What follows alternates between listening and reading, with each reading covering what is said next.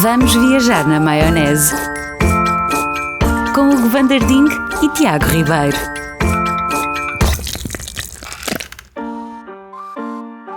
Sejam muito bem-vindos a mais um Maionese. Hugo Van der Ding, como é que estamos? Agora estou melhor. Estou ótimo, e tu? Também, boa semana para todos, sejam bem-vindos. Continuem a partilhar os nossos episódios semanalmente, passar a palavra. Isto funciona exatamente assim, numa rede de palavra e de confiança. Gostei disto, ouve lá isto, partilham e olha chega isto, uma nova olha-me pessoa. isto. Olha-me isto. Pronto, e comentem também os episódios. Temos visto alguns comentários. Nós somos sempre muito tão simpáticos, sim, é verdade. elogiosos. Em muitas partes do mundo, eu acho isso fascinante. O mundo Pois hoje é, em dia é ser verdade. um penico. É isso, e às vezes até se nota que é um penico mesmo. E hoje vamos andar em que penico deste mundo? Olha, a semana passada viajámos até à Irlanda, se lembram, aos campos da Irlanda. Sim, sim. Hoje vamos à Irlanda portuguesa. O que é que queres que eu te pergunte depois desta tua afirmação? Vamos voltar a um sítio onde temos ido, porque eu tenho uma teoria, não é?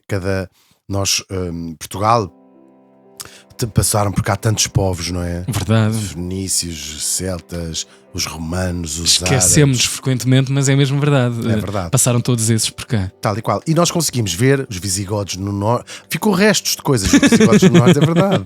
Os romanos, muito Onde é que aqui isto na vai zona parar? centro. Onde é que isto vai parar? No Alentejo consegue-se ver tantos traços da cultura árabe, mas há uma região do país onde temos ido bastas vezes, onde a minha teoria arrebentou lá um OVNI, lá, uns extraterrestres. Uns aliões ficaram lá? Sim, porque aquilo não tem facto ponta a ponta se lhe pega.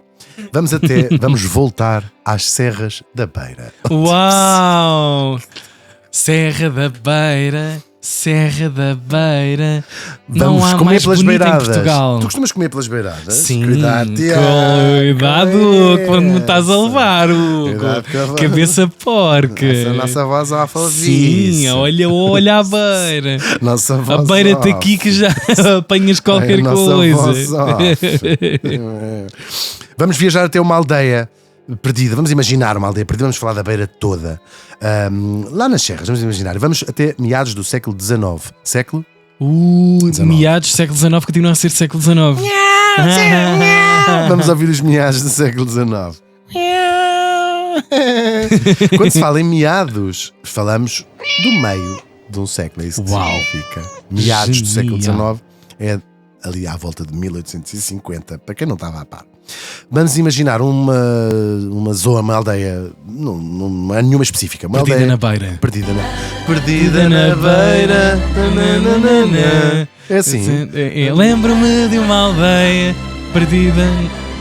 E então, por isso é que eu digo que isto é a Irlanda. Mas tu estás a gostar muito de andar por aí. Andaste Tem histórias incríveis mesmo. O maior aplauso era dele no episódio da semana passada.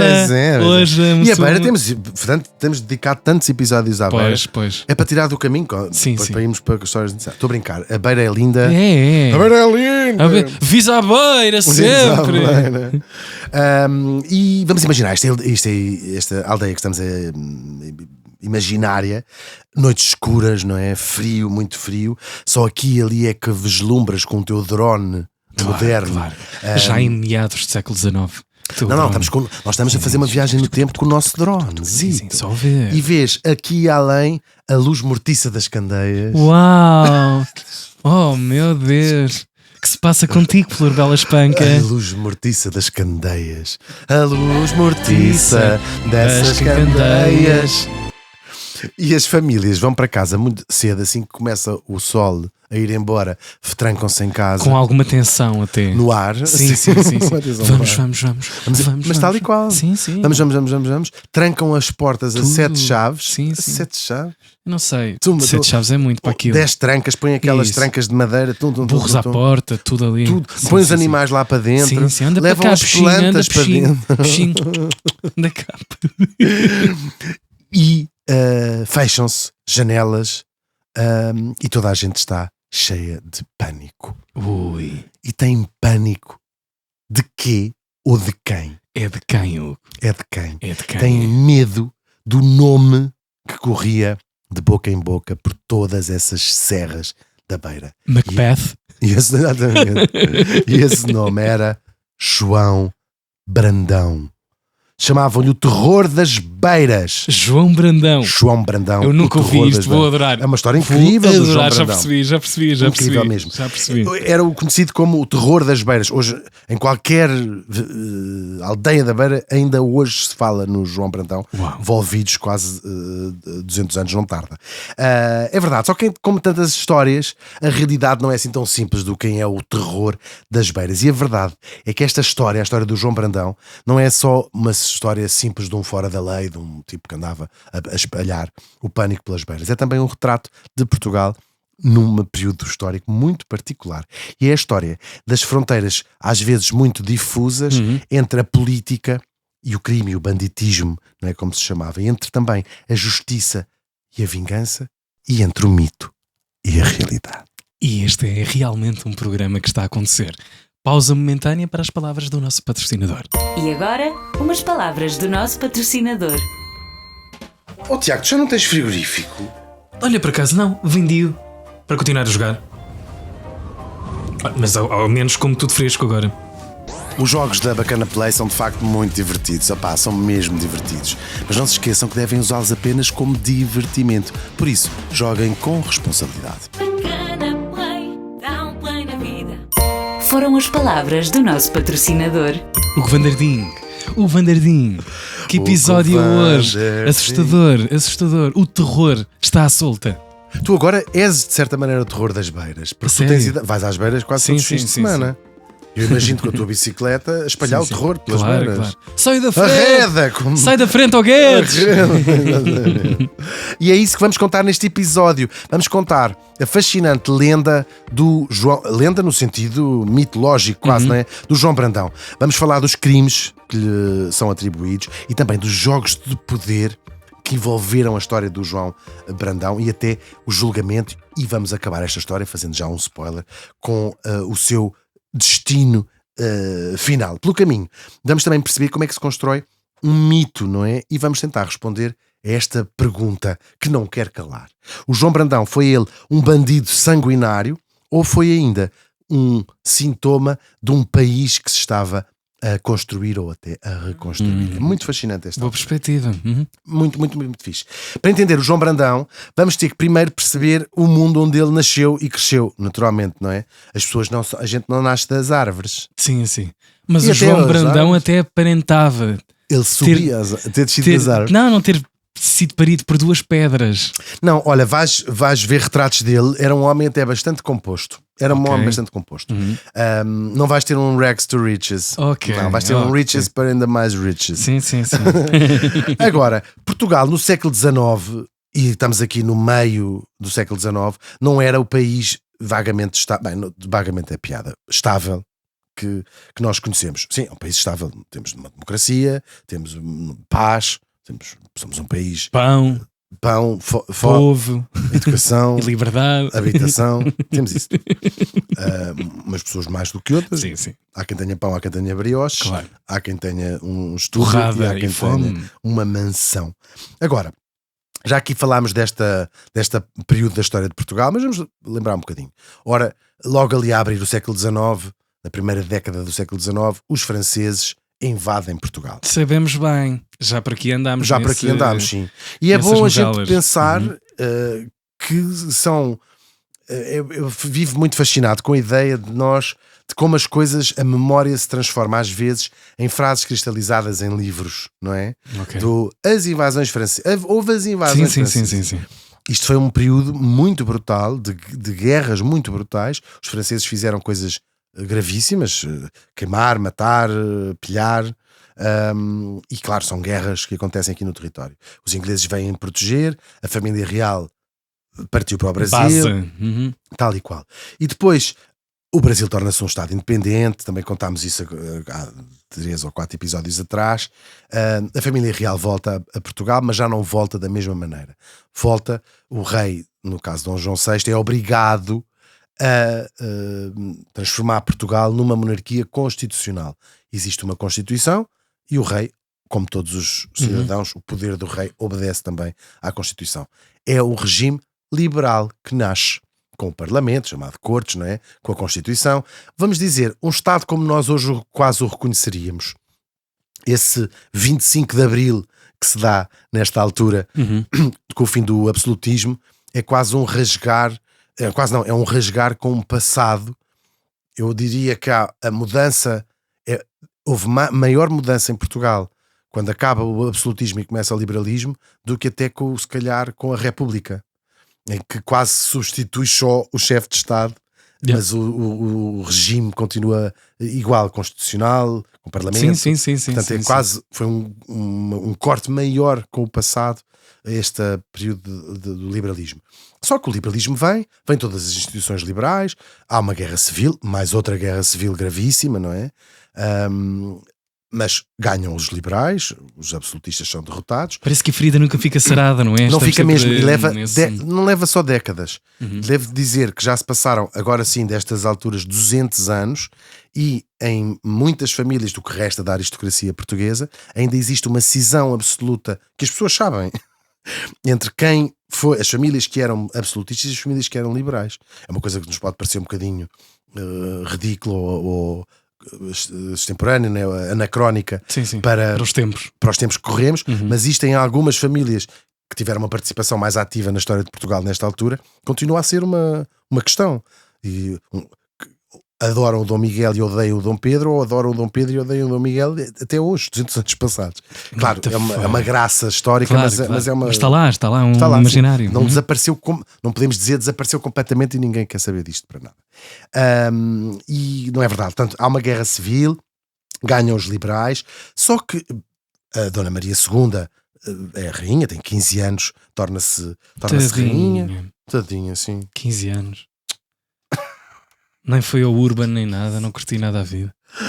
É verdade, foi logo tudo chatice. E lembro-me, ela tinha sido rainha durante 2 anos, com 7, até ser depois destronada pelo seu tio Dom Miguel, e depois é que da luta ela volta a ser rainha até ao final da vida. Mas antes rainha, por um dia... É verdade, foi rainha 2 vezes. Imagina tu. Porque as pessoas não perceberam à primeira. Claro, ela era uma miúda, era um bocadinho uma arma política nesta história. Mas pronto, claro, acaba a guerra civil. Tudo isto envolve muito sofrimento, muitos mortos, muita destruição, um país dividido, verdadeiramente um país dividido e cheio de ódios. Agora, se a guerra ficou resolvida na década de 30 do século XIX, a verdade é que durante muitas décadas, direi mais 3 décadas, o que acontece em Portugal com o liberalismo instalado são 2 coisas. É um país cuja guerra civil não acaba verdadeiramente, porque tens fenómenos que acontecem em quase todo o lado. Por um lado, o que ainda restava dos absolutistas. Por outro, o movimento liberal. Aconteceu isso com a esquerda em Portugal durante o verão quente, o 75. O movimento liberal, enquanto era para acabar com o absolutismo, era um movimento monolítico, único. Vamos fazer o paralelismo com o 25 de Abril. Enquanto era para derrubar a ditadura, a esquerda estava junta. Todos junta. Assim que aquele objetivo, que é a única coisa que os une, se cumpre, rebentam em muitas divisões da ideia do que se quer fazer a seguir. Em Portugal, o verão quente é isso, não é? Comunistas por um lado, os socialistas por outro, os sociais-democratas por outro, a extrema-esquerda à esquerda do PC. E quem alcança uma possível maioria para o destino final, não é? Tal e qual. E com guerra muitas vezes, entre não é? essas partes, novamente. E aqui foi tal e qual a mesma coisa que se aconteceu. Portanto, e o que acontece é formar-se guerrilhas, formar-se bandos que se atacavam uns aos outros. Os que defendiam o absolutismo, os que defendiam dentro do liberalismo aqueles que eram mais à esquerda e aqueles que eram mais à direita, que foram também, iam sendo ou não governo, não é? Porque havia eleições, não eram gerais, mas havia eleições, e esse palco dessas lutas, ou seja, no fundo era como se bandos de assaltantes ou de guerrilheiros, mercenários, sim, defendessem as suas várias posições, guerreando uns com os outros. Uma aldeia era, vamos dizer, absolutista, outra aldeia era de uma facção esquerda do liberalismo, outra e aparecem esses focos de resistência aparecem assim desta maneira completamente informal, não é? Umas milícias mesmo. E as Beiras em particular foi um palco especial destas guerras entre as várias fações. Por uma razão muito especial. Nós temos um caso absolutista no Algarve, curiosamente, que é o famoso remexido. Um dia podemos contar essa história. Mas aqui as Beiras têm uma característica muito especial. Está a meio, não é, do país, e tem um terreno que se presta à guerra de guerrilha, não é? As montanhas, os montes, toda aquela coisas de difícil acesso, não é? Portanto, com comunidades, com aldeias, com vilas relativamente, ou muito afastadas, isoladas umas das outras, não é? Portanto, tudo, o Estado, tu quiseres impor o exército, uma coisa mais oficial, não chegas lá. É difícil, não é? Não chegas lá, mas é difícil de chegar. E portanto, eles tinham, claro, os seus tribunais, tinham, claro, as suas cadeias, tinham por vezes as instituições do Estado, só que quem mandava ali era o poder local. Eram umas quantas famílias influentes, aquilo que nós chamamos os caciques, não é? Que eram os grandes proprietários da zona, que mandavam ali naquela zona toda. E depois começam a aparecer estes bandos de homens armados de fações que se vão é muito fora. É fascinante. É muito e aparecem um puzzle que fica todo, não é? Sim. E durou décadas. Vou dizer 30 anos. E claro, e agora estes bandos vão servir, e aqui aparecem figuras como o João Brandão, de quem vamos falar, o Zé do Telhado é outro belíssimo exemplo, é exatamente igual a esta história. Todas essas figuras que já por aqui de alguma forma passaram ou noutros formatos, não Vamos Todos Morrer. Porque quem tinha interesses políticos na capital pensava, nós não conseguimos, ou seja, eles defrontavam-se politicamente na capital, nas cortes, não é? Você é o filho da mãe, eu é que sou. Sim, claro. E continuava uma discussão. A minha mãe é porca, a minha avó é que é. E eles pensavam, no terreno nós podemos usar estes bandos de ladrões para ser o nosso próprio exército. A guerra continuava desta maneira. Firewall, quase, não é? A ideia de uma... Sim, é como se fosse um exército. São eles que estão no terreno mesmo. E portanto vamos ter bandos que eram de assassinos e ladrões a serem validados pelas várias... vou aqui dizer pelo menos 3 frentes políticas, não é? E depois o país vai continuar em guerras civis. Há uma guerra, a mais conhecida delas todas na década de 40 é a Guerra da Patuleia, não é? E depois, cada vez que há uma guerra, uma escaramuça, o governo muda, não é? E os reis a Dona Maria e depois o filho sofrem muito esta coisa são forçados a admitir o governo. Portanto, isto é um período de uma instabilidade gigantesca. Gigantesca, de que, em boa verdade, a monarquia nunca se recupera até completamente. O fim. Claro, porque cada vez que um governo é impopular e o tens que demitir, o rei demite, não é? O rei é arrastado sempre para a impopularidade, porque seja de que escolha for, há de ter sempre metade do país de quase contra achar péssimo que acabaste de fazer. Muito, muito interessante. Bem, só que as feridas abertas vão sendo cada vez mais, e às tantas aqui já se começa a entrar em parte política, em ódios pessoais, em vinganças pessoais. Portanto, a fronteira entre o que é uma convicção política, quando as coisas são em guerra civil, é muito ténue. Os ódios começam a ser, de facto, pessoais. Agora, claro, ele aparece, este João Brandão, é talvez uma das figuras mais famosas deste tempo. Ele já vinha de uma tradição grande destes caciques, destes chefes locais armados que punham ali o respeito à lei da bala, do bacamarte, digamos assim. Ou seja, tens o poder central, mas depois cada região se regovernava à sua maneira, não é? Sabemos isso, com um poder local importante. O homem mais rico mandava naquilo tudo. É que empregava toda a gente, mandava toda a gente. Sim, tal e qual. E depois o padre com a sua influência moral, se quiseres. Estes tipos, ou seja, apareceu alguém morto, o X matou o Y, não vais chamar em Lisboa, se vem lá o corregedor, também vinha, não é? Mas enquanto o corregedor não vem de Coimbra, não estou a dizer de Lisboa. Há alguma coisa... Já morreu, já foste. Sim. Já foste morto. Sim. E depois ninguém sabe quem foi, percebes? Portanto, isto já era uma existência. Ou seja, eram aquilo que se chama os sicários, não é? Ou seja, imagina, há um fundão, mataram a Madame Calado. Terá sido? Será que foi a Matilde? A Sim. Matilde foi a última pessoa a ter estado com a avó. Pois. Vamos chamar o corregedor que vem de Viseu. Tarde demais. Quando o corregedor chega, diz assim: a Matilde já tem 18 anos. Ela escorregou, entrou-lhe uma vassoura para a boca e saiu-lhe aqui pela parte da nuca. Ela é que caiu sozinha. Óbvio. Nós não lhe tocámos. Sim. Mas o que é certo é que Matilde Calado estava morta. E portanto, só que quando a política se põe aqui, imagina, estes grupos de sicários passam a ter outros grupos de sicários, seus rivais. Estás a ver o potedo, se me permitem a palavra. Sim. Mas fica aqui armado. Toda a gente contra toda a gente. Tudo. E portanto, no fundo, às vezes até culminam já sem ideia e sem ideais quase pelo meio. Já está tudo confundido. Tal e qual. E isso é que é a grande marca destes bandos. Isto eram bandos, tal como o do Zé do Telhado, são bandos que às vezes são de centenas de pessoas. E o do João Brandão igual.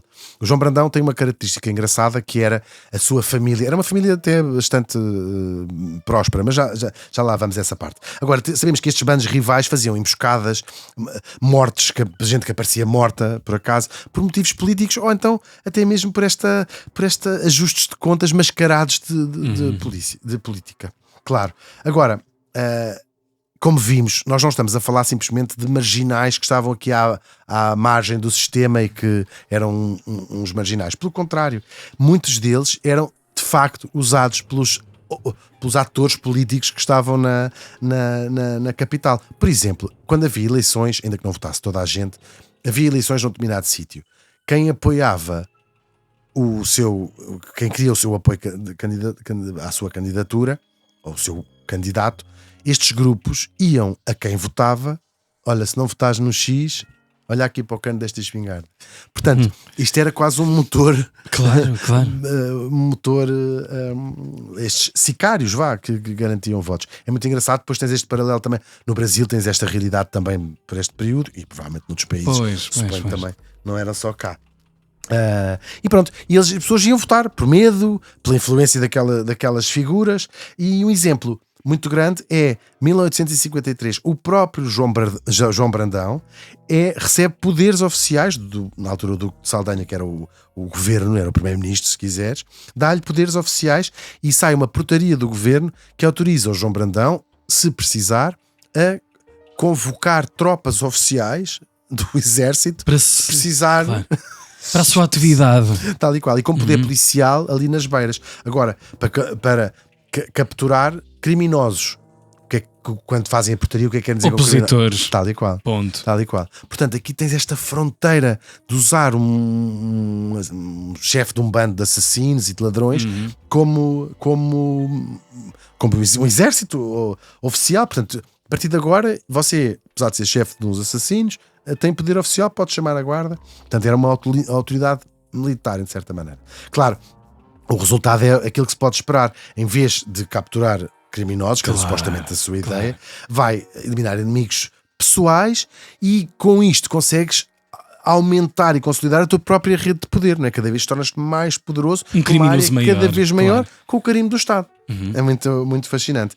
E portanto, quando chamamos ao João Brandão o terror das beiras, não é apenas pelo número de mortes que aquele bando causava, que eram bastantes, era também porque quase uma sombra política que pairava sobre aquilo tudo. A própria liberdade de pensamento e tudo estava. Ele é um homem oficial, ele é uma figura do aparelho. E estava sempre presente. O terror das beiras não é só os crimes que ele fazia. Agora, no fundo, isto mostra esta fragilidade política, que é muito interessante nós analisarmos a história política para trás, para também percebermos muitas vezes o que vivemos e o que iremos viver. Esta instabilidade política do liberalismo que se tinha instalado, que podemos chamar a democracia, fazendo o paralelismo com hoje, e depois da enorme instabilidade dentro da própria democracia, exagerando no termo, com o liberalismo. Ou seja, proclamava-se eleições livres, não é? Mas também, por outro lado, era um próprio regime que, defendendo as eleições livres, ou que as pessoas pudessem escolher os seus representantes, por outro lado também fomentava que os votos fossem uma coisa comprada ou ameaçada, não é?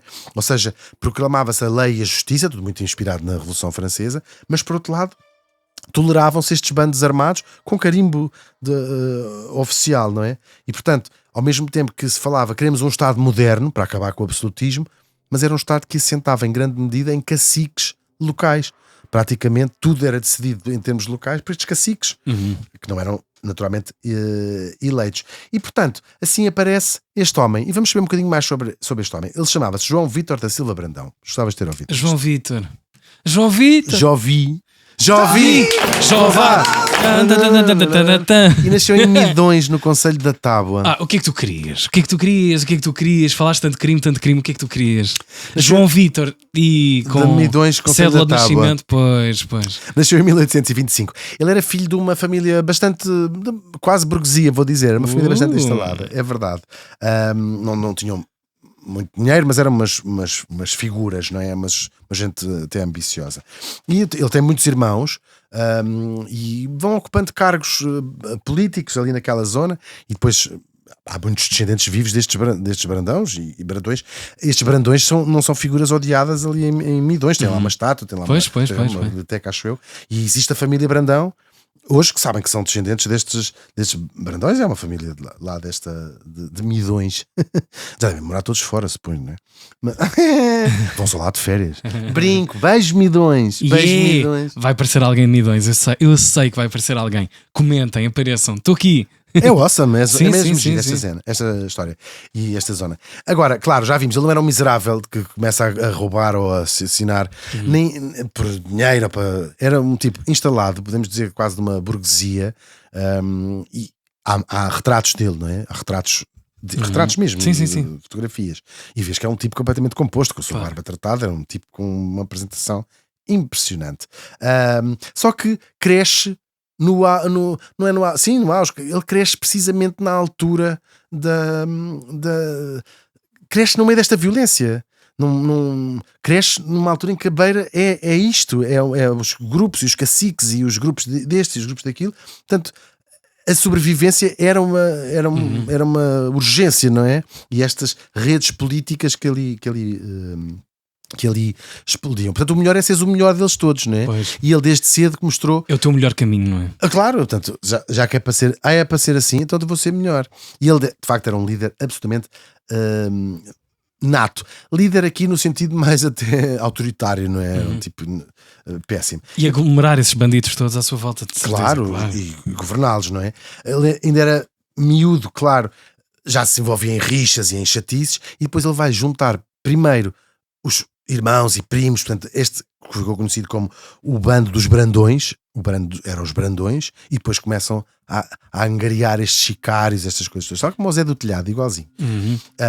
E portanto era um verdadeiro clã, quase podemos associar à máfia, uma coisa assim, mais ou menos. Com esses contornos. Sim, a máfia tem coisas muito específicas, não é? Começaram até por fazer proteção,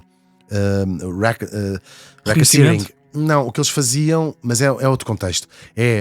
Olha, se me pagares 100 euros por mês, a tua loja não é assaltada. Ok. E as pessoas assim, por quem? Por nós. Sim. Muito giro. Olha a Matilda tirar a ideia de cabeça. Oi, que isto pode ser uma... Vou passar vir para as gravações com tacto de beisebol e digo assim: não querem apanhar-nos cornos com isto? não vos parte as pernas.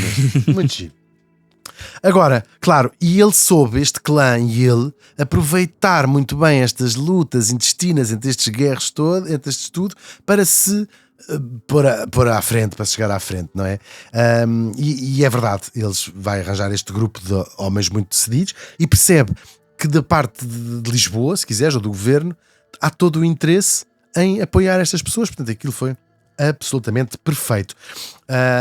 E pronto, é isso mesmo. E começa a fazer a sua própria facção, até que tornou-se tão poderoso que passou a ser indispensável para o governo, passou a ser indispensável para a sua própria facção. Se é o governo que dá essa abertura, facilita essa abertura, que vai crescer. O poder local também disse: claro, este homem tem que ser nosso aliado, este homem tem que ser nosso. Ou ele estará connosco ou estará contra nós, que vai ser um grande problema. Tal e qual. Só que depois, como aconteceu com o Zé do Telhado, são muitos homens que tens a comandar, não consegues controlar o que estes homens fazem.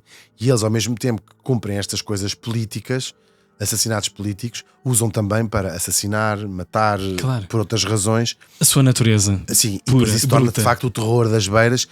E a queda destes homens, tal como foi do Zé do Telhado e vai ser do João Brandão, é quando começam a fazer crimes que não conseguem encontrar nenhuma justificação política e têm altamente impopulares em relação ao povo. E em que o Estado vai ter de tomar uma decisão. Porque Claro. uma coisa é, o Zé do Telhado é igual, uma coisa é, enquanto isto é tudo político, aquilo é conveniente e passa pelos intervalos da chuva. Se matasse uma mulher de 90 anos, Só pelo puro prazer de crime. Claro que sim. E sobretudo que vais escolhendo pessoas erradas, ou seja, depois vais apanhando pessoas com importância, com relevância. Claro, ou figuras muito respeitadas, Claro. ou crimes uma tragédia humana particularmente grande, cruéis. Claro. Porque tu tens sempre que ter, e fica aqui um conselho a todos os sicários. Sim. Tens de ter sempre. Nós estamos a falar um bocadinho no Isto é um manual de instruções. Podcast pensado em criminosos. Sim, tens de ter sempre o cuidado de ganhar fama de Robin dos Bosques. Claro, fez isso. Devolver outra vez. Dar a ideia do que estás a proteger os pobres dos poderosos, estás a proteger os fracos dos poderosos. Portanto, se começas a fazer crimes muito que não se veja a razão e com muita crueldade, a coisa vai talhar. E temos um dos episódios logo em 1850, portanto tem ele 25 anos. Século zarado. Tal e qual. E o João Brandão vai matar um homem chamado Stanislau Xavier de Pina, da várzea de Meruge. O pretexto era que eles fiavam uma guerrilha miguelista, mas na prática era de facto um acerto de contas pessoal. Isto soube-se, claro. Só que aqui ainda lhe passa pelos intervalos da chuva. Esta morte é completamente uma vingança pessoal, mas o governo, com o pretexto de ele ser um miguelista, leva um louvor a elogios oficiais e vem o governador civil de Coimbra dizer ali, parabenizá-lo pela sua valentia. Muito giro. Sim, e apresentar-lhe louvores em nome de sua majestade. Agora, claro, isto acaba por ser, este primeiro assassinato famoso dele lá, no fundo é a consagração do João Brandão como o braço da lei aqui. O braço da lei, percebes? Substitui uma lei. Sendo que lá no povo as pessoas sabiam, mas isto foi porque ele andava a comer Madame Brandão. O Ezequiel. E portanto ficou oficial esta coisa de eliminar rivais à sombra desta legalidade. Agora, claro, apesar de ser visto ali toda aquela zona como uma espécie de autoridade paralela, também começa a ser de facto aquilo que são os sicários. Eu preciso de matar o meu vizinho, que ele estava a apanhar folhas, sabes? Então vão contratar os serviços do João Brandão. Claro. Portanto, já não era só a parte política, a minha avó anda agora com um rapaz de 17 anos e eu tenho medo que ela lhe esteja a dar as joias todas. Claro. Olha como me aconteceu até porque aquilo te pertencia. Claro. E mandas matar o rapaz de 17 anos e depois diz assim: já agora se matasse a minha avó. Pode ir também. Claro. E lá está. Por mais X. Por mais X. Sim, um pack. Olha que eu por mais X mato-lhe a sua avó. Sim, perfeito. Negócio fechado. E nós estamos a perceber, ou seja, é a gula do crime. Mas olha, Tiago, dá para refletir e se calhar conseguimos arranjar paralelos com outras situações. Isto é, em boa verdade, nada mais, nada menos do que o falhanço do Estado. Claro. Porque se tu não consegues garantir às pessoas uma justiça. Não estamos a justificar as coisas, estamos no século XIX. Pois. Mas tu não consegues garantir às pessoas. Aqui nem sequer era o caso da justiça ser lenta, não havia. Tu imagina, porque estamos no século XIX, no meio do século XIX. Tu queres ir a um tribunal em Coimbra, tudo era uma coisa que não existia. Inexistente, claro. Não era o acesso das pessoas. E portanto, viam ali nestes grupos, o João Brandão é fácil e é eficaz. É resolução. Olha, roubar-me não sei o quê. A roubar também aí, então, as duas pernas. Só que, claro, a fama vai crescendo e sempre com esta ideia do. É aqui a parte dele, é o defensor dos pobres, era aqui nesta questão. Era quase o homem que era o tribunal, aqui, tribunal. Sobretudo imediato, não é? Sim, e sobretudo porque ele também fazia em relação a abusos do poder local também. Se fosse uma pessoa mais poderosa, coisa, era tudo igual. Só que para outros era de facto este predador horroroso que, em nome deste valor, usava a violência indiscriminada para fazer estas coisas. Até que, pronto, o João Brandão, já completamente oficial, já chefe deste bando, já chefe absoluto, vai de facto ser o terror das beiras, e há uma série de episódios que resumem bem de facto o modo como este tipo acontece. E aqui vai ser, talvez, a sua queda é precisamente um desses crimes graves, como o Zé do Telhado teve quando matou um dos seus próprios homens, com muita violência. E aqui é um episódio que, quando ele assassina, João Nunes Ferreiro, que é conhecido simplesmente como o Ferreiro da Várzea de Candosa, que é um dos episódios desta história do tipo. Ele era um inimigo dos Brandões todos, este Ferreiro. Ele também andava metido, era uma espécie, tinha o seu próprio bando, uma coisa mais pequena, e tinha umas contas mal resolvidas com o João Brandão. E entretanto, estamos em 1854, o confronto é inevitável. Sabe-se que este homem tem a sina marcada. E durante dias, imagina, o terror das pessoas não tinha nada a ver com isto, não é? Imaginas viveres no meio disto. Apanhadas, claro. Andava, isto é de filme, não é? Aliás, há um filme de João Brandão, pai dos anos 40, andava toda a gente, as pessoas fechavam-das em casas, porque andavam estes guerrilheiros à caça uns dos outros. Do lado do João Brandão era uma espécie de montaria, como se fosse uma caçada, com mais de 200 homens à procura do outro tipo. Uma tropa. Uma tropa de sicários, de capangas, de todas estas coisas. E até tropas oficiais de tais que das quais que lhe tinham sido oferecidas. A tábua, assim. E pronto, este tipo consegue encontrar, vem lá longe o Ferreiro, dá-lhe um tiro num braço ou numa perna, num braço, e ele consegue fugir, muito ferido. E consegue arranjar abrigo lá numa aldeia, a aldeia da Bem Feita, aqui já em Erganil, em casa de um amigo dele, que era sapateiro, e ele disse: estou a morrer, atingiram-me num braço. E ele lá fica em casa, ele diz: fica aqui. Uma mesinha e tal. Sim, chama o barbeiro, que era quem fazia. O barbeiro era cirurgião também nesta altura, não é? É verdade. Durante séculos era o barbeiro que arrancava os dentes, que fazia pequenas cirurgias. Chamam para tirar a bala, para curar aquilo tudo e tudo bem. Só que depois, nesta noite de 9 de novembro, o João Brandão e os homens dele descobrem onde ele está e cercam a casa onde estava o Ferreiro. O que é que torna isto? O que é que foi o rebentar da bolha do João Brandão? Estava com 200 homens armados à volta desta casa. Eles entram na casa e o Ferreiro está na cama, não se consegue mexer. Está com o braço ao peito. Não podia estar mais vulnerável. Sim, sim. E o João Brandão e os seus homens crivam-no de balas, transformam-no numa peneira. Que horror. Uma pinhata humana. E para agravar o horror, e esta história depois soube-se, vão buscar o irmão deste próprio Ferreiro e obrigam-no a transportar o irmão, o corpo morto do irmão naturalmente, às costas, e para abrir uma cova e enterrar o próprio irmão. Esse espetáculo da morte, claro. Sim, eles conseguem fazer ali que aquilo não foi bem assim, que ele ofereceu resistência, que não sei o quê, para contar a história assim, e para aquilo ser 200 contra 1 passado, tal e qual. Só que nesta orgia de violência que foi esta noite, bem, tu matares uma pessoa que está na cama já é a meio gás, claro, com tanta violência, porque mesmo em todos há uma ética, qualquer, não é? Até da máfia, costas, claro, tudo. claro, a máfia claro, tem essa. Primeiro tocas assim nas costas, olha, desculpe, pá. Mas a pessoa tem que estar a olhar nos olhos. Claro, não é? eu adorei. Isso foi ótimo este momento. Só que aquilo ainda foi pior. Eles, ao longo do trajeto, porque eles levaram-no para outro concelho, imagina, para ele ser enterrado num concelho onde a polícia era do lado do João Brandão, para não haver investigações. E foram obrigaram o irmão a levar lá as costas e iam gritando: quem quer carne fresca? Como se tivesse, como faziam os pregadores. Lombo de porco, 3 horas e meio. Tal e qual. Só que este sarcasmo, esta violência e esta cobardia vai chocar até os próprios valores da extrema violência da altura. E isto, pela primeira vez, este caso em particular, o do Ferreiro. Escandaleira Nacional.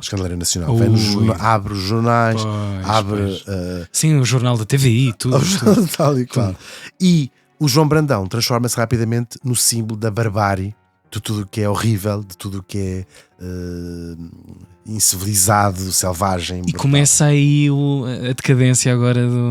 Sim, e começa sobretudo a descobrir-se, não sei se não se sabia, mas começa a ser público, não só isto é um assassino do mais cruel possível, como este tipo viveu estes anos todos coberto pelo governo, pelo poder. Então, mas não sei quem não sabia, isto vai-se desenrolando e depois o próprio poder local começa a fazer relatórios, apresentam. Depois os jornalistas começam a investigar esta coisa. Há relatórios falsos, há testemunhas falsas, ao longo de anos, não é? O próprio governador civil ali da zona dizer assim: isto não foi bem assim, isto não sei o quê, ele caiu. caiu em cima de uma cama de pregos. E pronto, e começa quase como se há uma longa teia que se vai descobrindo da compra dos votos, das ameaças, da arbitrariedade de toda esta coisa. E é o aparelho do Estado a desapoiá-lo e depois a deixar em evidência tudo. Agora, a partir de agora vais ser julgado completamente sozinho. Tal e qual. Ele apanha aqui duas coisas fatais para ele. Este crime, que também acaba por ser depois um pretexto, porque ele já tinha cometido muitos outros crimes, e apanha uma altura em que Portugal entra finalmente na sua fase estável, chamada regeneração. Quando estas forças todas à volta umas com as outras acalmam. E entra-se num sistema, podemos falar disto, mas ele entra-se num sistema rotativo entre os partidos de esquerda e os partidos de direita, entram num sistema rotativo de governo. Todas as partes. Acalma todas as partes. Acaba.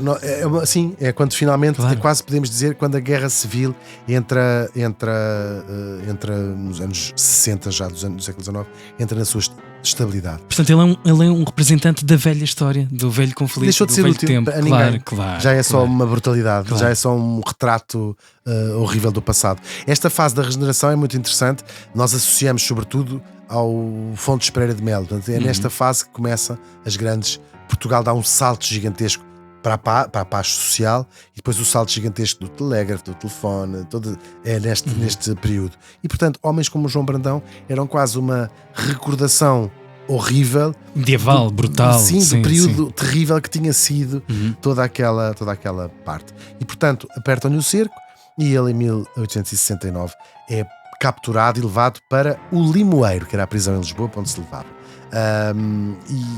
E pronto, ele escreve, e podem ver, até está de boa lá um PDF, escreve um livro muito engraçado que é Apontamentos da Vida de João Brandão, escritos por ele próprio na prisão, assim se chama o livro. É uma autobiografia onde ele tenta contar a sua própria versão. Claro, ele apresenta-se ali não como um assassino, mas como um homem injustiçado, vítima de calúnios. Instrumento da revolta. Sim, ainda por cima, muito ali. Eu sou um liberal convicto. Eu estive a lutar contra os inimigos do regime liberal. Eu estive na causa política, quase como um resistente político. Claro, ele tenta fazer este livro para ganhar favor entre a opinião pública e até os juízes. Ludibriar quase a coisa, claro. Sim, só que, e tenta, claro, apagar ou suavizar os episódios mais sangrantes. O Zé do Telhado é igual. Ele é igual e devo dizer, de facto, o Zé do Telhado também foi assim. O advogado diz assim: qual é o crime que provam, tirando esse tal último, que provam que ele fez? Porque tu estás à frente de um grupo de 200 homens. Eles podiam sempre dizer, como olha, os nazis também fizeram isso: eu nunca fiz nada, eu nunca matei ninguém, eu não controlo 200 homens. Se eles foram lá e mataram, isso é um problema só deles. E de facto, se calhar até é verdade. Depois aí entramos na coisa, a leitura, a culpa material, a responsabilidade material, individual, coletiva, claro. Tal e qual. E pronto, ele vai ser julgado em Coimbra e vai ser mandado para o degredo em Angola. E lá vai morrer. Ele vive uns anos, relativamente esquecido, já nunca mais se lembrava. Morre em 1880. E depois ele morre lá no exílio, mas a lenda dele dura e na beira até hoje. As pessoas sabem o nome do João Brandão. Tem nomes de ruas lá na Tábua. A brutalidade de tudo o que fez. Porque é uma figura épica e é uma figura muito famosa ali daquela zona, e porque logo desde o início a sua lenda do João Brandão divide-se mesmo nessas duas partes. É de facto um homem usado pelo regime, é um lutador do liberalismo, ou é o terror das beiras, esse monstro. E também a visão que tens do João Brandão depende da tua própria inclinação política na altura para julgar. Depois, o que é que vai solidificar a visão de um lado ou do outro do João Brandão? Livros que vão saindo sobre ele. Há um livro, um tipo chamado Joaquim Martins de Carvalho, incrível, chama-se Os Assassinos da Beira, que tem não só este caso de João Brandão, como tem outras figuras. É um livro mesmo bem fixe. Aí pinta o João Brandão como um demónio praticamente. Depois há quem o vai ver como um justiceiro popular, um tipo que andava a fazer justiça popular onde a justiça do Estado não agia, não chegava. E sobretudo entra depois numa memória um bocadinho mais popular. Há canções, há poemas que até hoje na Beira são está ditas. Na cabeça e está no coração. Sim. E e depois há muita literatura de cordel, sabes? Aqueles romances de cavalaria, de coisas que os miúdos liam, de aventuras, romances de aventuras, onde o João Brandão é quase um Robin dos Bosques, é uma figura heroica, é o bater Lone nos Ranger. Maus. Claro, sim, tal claro. e qual. E até lhe chamavam nesta altura o Garibaldi português, que é um tipo italiano. Um dia devemos contar a história dele. Ou ouçam, já falámos dele no Vamos Todos Morrer, sim. E portanto, o nome dele passa ali na Beira, passa a ser sinónimo quer de medo, quer também de respeito, não é? E no fim, vamos voltar à pergunta que tínhamos inicialmente, que é: o João Brandão foi um bandido sanguinário ou um sintoma de um país que estava ainda, de facto, em construção? E é quase impossível dizer que não é as duas coisas. É um assassino sanguinário, mas é também, de facto, um sintoma de um país. O que é certo é que mais de 150 anos depois de ter vivido, o nome, pelo menos na Beira, continua lá vivo, e não vive nem como um herói, nem como um criminoso. Mas eu acho que pode servir um belíssimo exemplo e aviso de quando a política e a violência se juntam, quem sofre, como foi o caso, é sempre o povo e as pessoas que ficam no meio destas coisas. Ninguém ganha quando a política e a violência se juntam. E este é um podcast anti-violência, sempre. Está calado. Eu já sabia. A força de pressão na produção deste episódio e de todos os outros, o patrocínio da Bacana Play, o vídeo da Matilde Calado, a música de Noise Earth, a voz off da Mia Tomé. Estamos de regresso na próxima semana, seus bandidinhos. Adeus! Tchau!